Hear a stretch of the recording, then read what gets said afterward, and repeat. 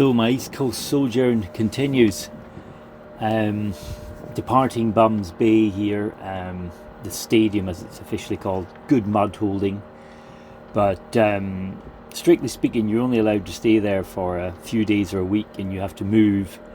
I had the excuse of having to put the boat to bed for some work projects back in Sydney.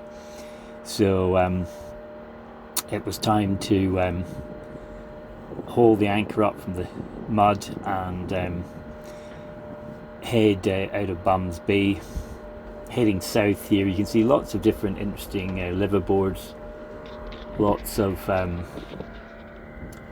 motorboats and yachts, many people living aboard, looking south here towards Main Beach and the Gold Coast City. Switched on the autopilot, got the Marina ST6000, which is a great little device. Just don't get it wet. It's doesn't like getting wet really, it gets a little bit damp, but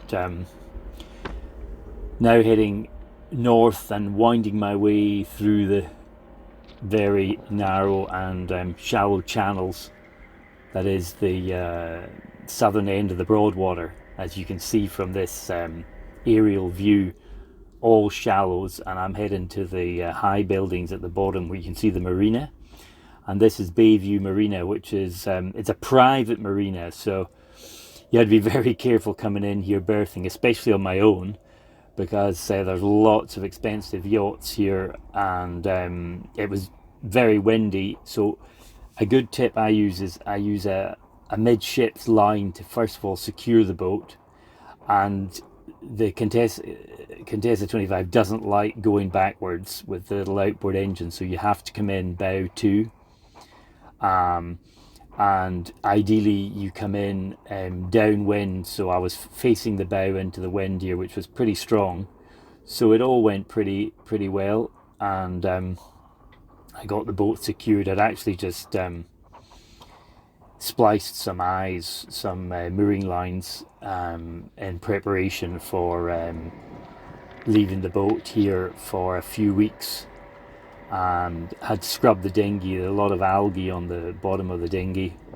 Very clean marina this, and it's pretty fuzzy hoovy let in, so I was lucky to get a berth here for a few weeks, and bedded the boat down, took the engine, the 8 horsepower Mercury, took it out of its well and tidied it all up, and then did the airport run to Coolangatta, jumped on the plane, looking over Tweed Heads here, heading back to Sydney.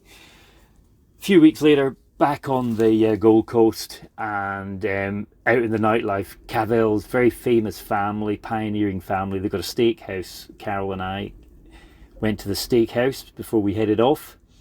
So Carol came up for a couple of weeks holiday, and we went over to the Trawler Bay. Now the Trawler Bay is a very interesting place because it's obviously the main fishing port of the region, and it's home to about a dozen prawners and crab boats, and there's the odd tuna boat here.